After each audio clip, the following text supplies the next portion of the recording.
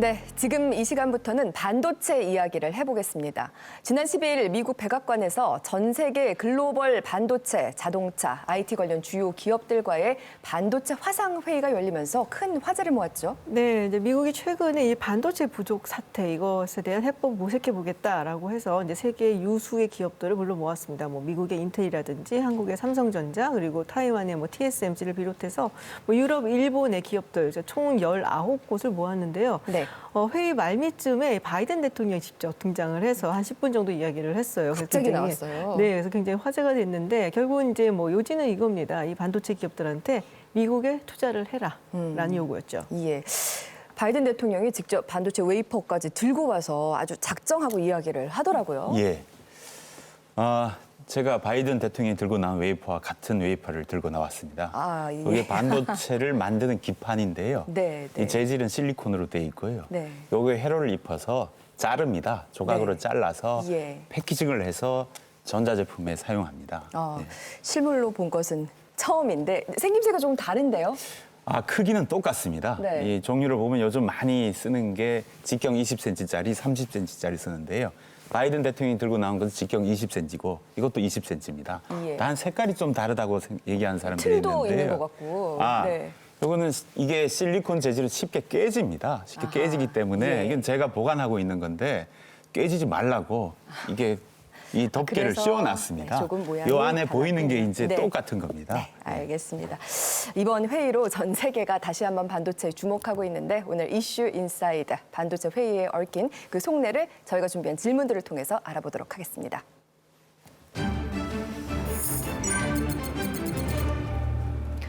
첫 번째 질문은 바이든이 직접 나선 이유는 이네요. 네.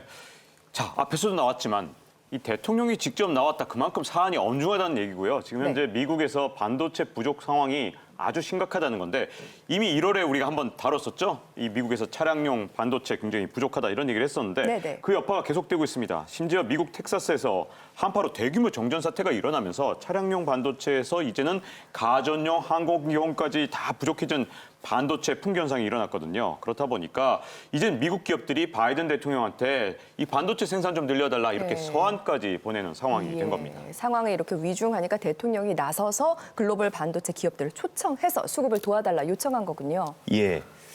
지금 반도체 품귀 현상이 시작됐습니다. 아마 네. 전례 없는 일인데요. 이게 일시적인 현상이 아니라는 거고요. 네. 근데 이 전례 없는 현상인데 지금 이 반도체 공급이 수요를 따라가지 못하고 있습니다. 근데 이게 아마 이런 현상이 앞으로 반도체를 필요로 하는 기업 국가의 네. 우선순위가 정해질 거고요. 네. 우선순위에 뒤로 밀리면 그 산업 자체의 생산이 중단이 됩니다. 네. 근데 이걸 해결할 수 있는 방법은 자국 내에 반도체 제조 시설을 짓는 거거든요. 직접 갖추는 거군요. 근데 이제 그래서 바이든 대통령이 나와서 반도체는 인프라다. 예, 그런 의미의 메시지를 줬고요.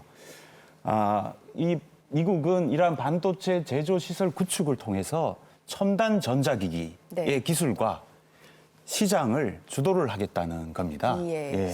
그야말로 반도체를 경제 핵심 산업으로 가져가겠다는 것인데 그럼 여기서 궁금해지는 두 번째 질문 확인해 보겠습니다.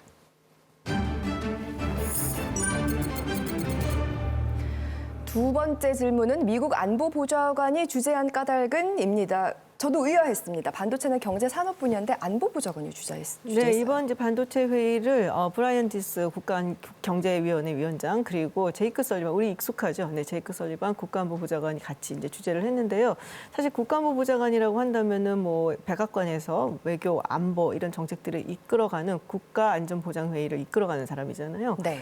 그러니까 이게 뭐냐면은 결국 이제 반도체라는 게 결국 뭐 경제 산업 분야뿐만이 아니라 이제 안보, 국방 분야에서도 굉장히 중요한 전략 자원이다라는 것을 의미한다고 볼 수가 네. 있겠죠. 구체적으로 어떤 부분에서 반도체가 안보 산업과 연결된다는 건가요?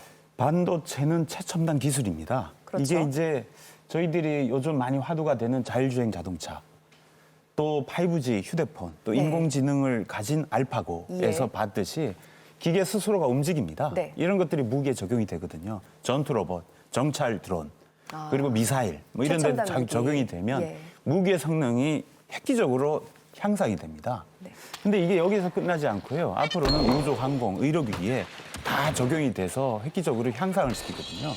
그래서 한 나라의 미래 패권도 좌지우지할 만큼 중요한 요소가 됩니다. 그렇군요. 네. 사실 이 반도체를 중심으로 한 세계 첨단 기술 패권 전쟁은 이미 격화된 상태고요.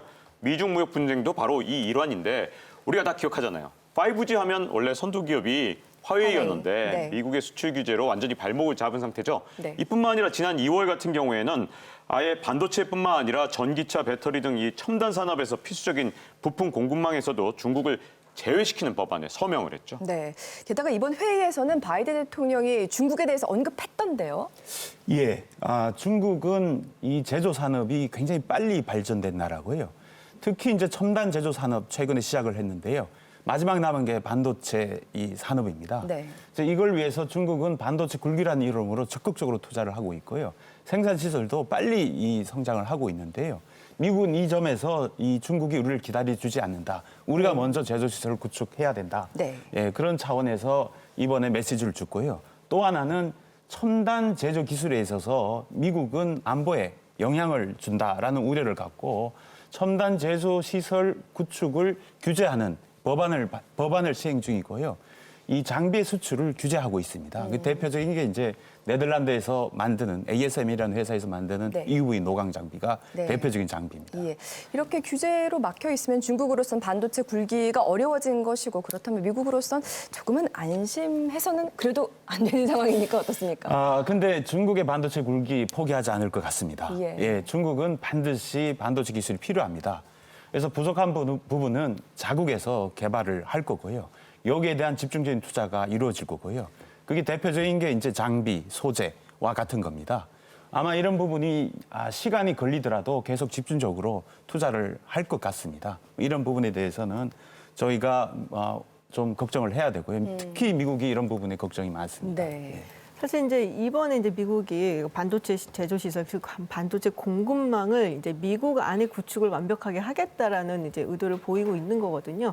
그래서 이제 유수의 이제 반도체라고 한다면은 지금 현재는 타이완에서 한 90%가 나오고 있어요. 근데 네네. 다들 아시다시피 타이완은 중국의 호시탐탐 통합을 하려고 노리고 있고, 그렇죠. 네, 그 이후에 이제 어떻게 될지 이제 가장 격렬한 동아시아에서의 분쟁 지역이 될 것이라는 이야기가 나오고 있습니다. 그러니까 여기에 의존을 하기엔 너무 불안한 거죠.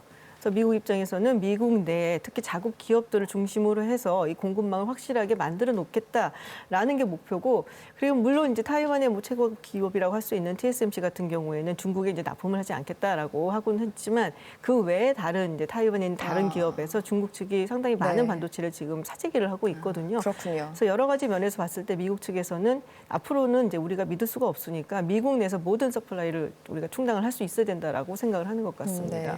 이렇게 되면 결국 반도체 공급망의 중심축 자체가 미국으로 가게 된다는 말일 텐데요. 여기에서 마지막 질문 던져보겠습니다.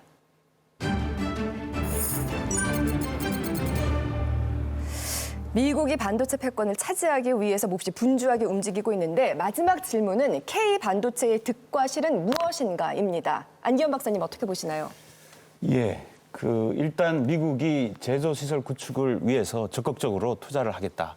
또는 이제 인센티브 프로그램을 마련하겠다라는 것이고요. 그것은 이제 제조 시설을 구축하는 기업 입장에서는 러브콜로 받아들이고 있습니다. 우리 입장에서도 러브콜이라는 것이죠. 이게 전 세계에서 제조 시설을 구축할 수 있는 기업은 대만 기업하고 한국 기업, 또 미국 기업인데요. 미국의 인텔은 제조 시설 구축을 선언하고 나왔습니다. 네, 이제 대만의 TSMC하고 한국의 삼성이 남아 있는데요. 우리로서는 좋은 기회인 것 같습니다. 예, 미국이 적극적으로 이 투자에 대한 의향이 있을 때 우리가 가서 적극적으로 투자를 하면 세계 시장의 지배력이 높아지고 그걸 통해서 우리가 반도체 산업을 주도할 수 있지 않나라는 생각이 듭니다. 그래서 개인적인 생각으로는 이걸 기회라고 보고 있습니다. 알겠습니다. 저도 이제 단기적으로는 안 박사님 말씀대로 기회로 보는데 한 두 가지 측면에서는 약간 걱정되는 게 있어요. 첫 번째는 이 장기적으로 볼 때 미국이 그동안은 팹리스라 그래서 설계 중심으로 하고 제조는 좀 등한시했던 측면이 있거든요.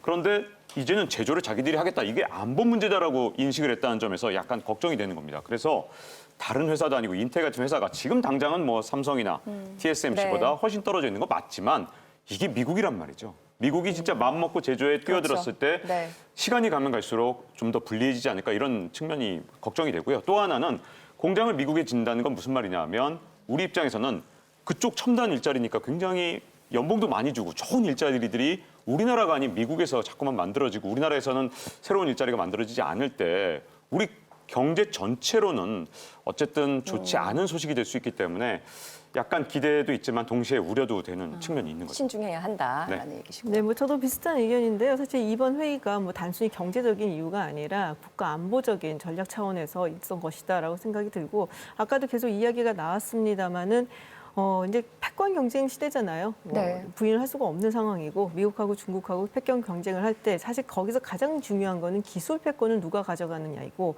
또 그 중에서 가장 중요한 것은 그 기술 중에서도 반도체 기술이라고 보고들이 있거든요. 그렇다면 이제 미국이 이걸 완벽하게 자기들이 이제 소유를 하고 독점을 행사를 하겠다라는 생각을 가지고 있다면 지금은 이제 우리에게 굉장히 많은 기회가 있고 미국에서 투자를 하고 그렇다면 좋은 이제 일자리도 만들 수 있고 미국과의 관계도 돈독하게 만들 수 있지만 결국에 가서는 미국이 이제 자국의 이익을 위해서 뭐 그 안에서 해결을 하려고 하지 않을까. 그래서 장기적인 측면에서 봤을 때 우리가 분명히 도전되는 것이 도전받는 것이 있을 수밖에 없기 때문에 그 부분에 대한 대응도 좀 생각을 해봐야 된다고 생각합니다. 네. 좋은 기회임이 맞지만 미국이 공짜로 반도체 청구서를 우리에게 주는 건 아닐 테니까 잘 접근해야 한다라는 이야기로 듣겠습니다. 그렇다면 이런 상황 속에서 우리는 대한민국은 어떻게 해야 하는 걸까요? 근데 이제 이게 우리가 제조 시설이 미국에 집중이 될 수 있다. 그래서 네. 우리가 좀 불리하다라는 시각이 깊은데요. 사실 시장적인 측면에서 보면 지금 제조 시설 많이 지어야 되고요. 지을 수 있는 기업이 제한적입니다. 옛날에는 아무나 할수 있는 많은 게 아니다. 기업들이 제조 네. 시설 지어왔거든요. 네. 그래서 제조 시설의 확장성이 굉장히 좋았습니다. 네. 지금은 제조 시설 지을 수 있는 기업이 시스템 반도체 분야로만 보면 대만의 TSMC, 한국의 삼성입니다. 메모리로 가면 우리 SK 하이닉스가 있죠. 그래서 확장성이 굉장히 부족합니다.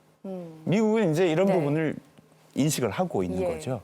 그래서 인텔의 주요한 비즈니스가 아닌 파운드리를 위탁 제조하는 사업인데요. 인텔은 그런 사업을 하지 않습니다. 네. 인텔이 그걸 선언하고 나섰습니다.